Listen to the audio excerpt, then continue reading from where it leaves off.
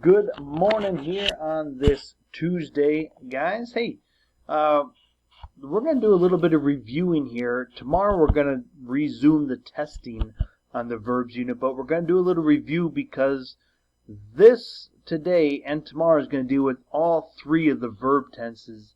And here's what I mean by that.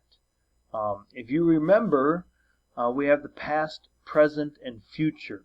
The present means it's happening right now. Ken walks to school every day. Ken is smart. That means it's happening now. Past generally ends with an ed. It means it already happened. Ken walked to school. That could have been 5 minutes ago. It could have been an hour ago. It could have been a year ago. But it happened in the past, right? And the future means that something will happen, right? It hasn't happened yet. It's not happening now. It will happen. And that's why you always add that will beforehand. Future is really easy to tell because you always have the will before the verb. Ken will walk to school tomorrow. Here's some more. Again, past usually has the ed, not always, but I walked to the store. Present means it's happening right now. I walk to the store. And future is always has the will. I will walk to the store. Here's again another one that I always enjoy because it kind of makes it nice, but please remember the present comes first in this chart, so please don't get confused by that. But this is happening right now. Right now. I walk to school. Tom bikes to school. I dream of being free. So on and so forth. In the past, for the most part, unless it's an irregular verb, you add ed. I walked to school. Tom biked to school. I dreamed of being free. I studied hard. I bought milk. That's a good example of an irregular verb, right? Still in the past tense. Future, you just add the will in front of it. I will walk to school. He will bike to school. I will dream of it too. I will study hard again. I will buy more. So on and so forth. So that's what you need to do. And if this looks familiar, it should. This is something that we've used in the past, but again, it's just a review for the test, especially tomorrow.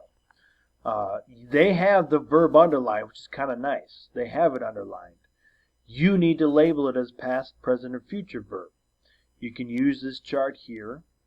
Just please remember, not every past tense verb ends in ed. Most of them do, not all. Kate Kamal's family moved to Los Angeles a few years ago. Moved is the verb.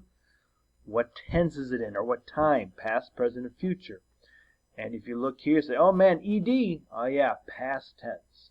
So I'd write past here. Mrs. Kamal works in Long Beach. There's no will for future tense, no ed for past tense. That means, boom, present tense. Here you have a lot of the wills. That generally means future tense, right? Right? Here's number 1, 12. Kate gave her new address to all her friends. It doesn't have a will, it's not future, so it's either present or past.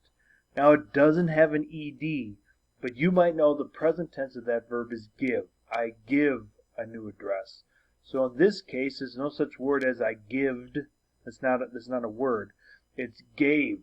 So in that case, this gave is past tense. That's one of those irregular verbs, right? So at any rate, guys, I just want to take a little break from testing. You've already done it last week, Friday, and yesterday for Monday. You were going to continue it the rest of the week, but just wanted to review. This is still an assignment. It still will be graded, but just not part of your test grade. Again, I just want to take a step back and make sure we review this and have this all down before we jump back into the test tomorrow. So this is your assignment, 1 to 15. Label the underlined verb. Lord's blessings to you guys today as you praise your Savior.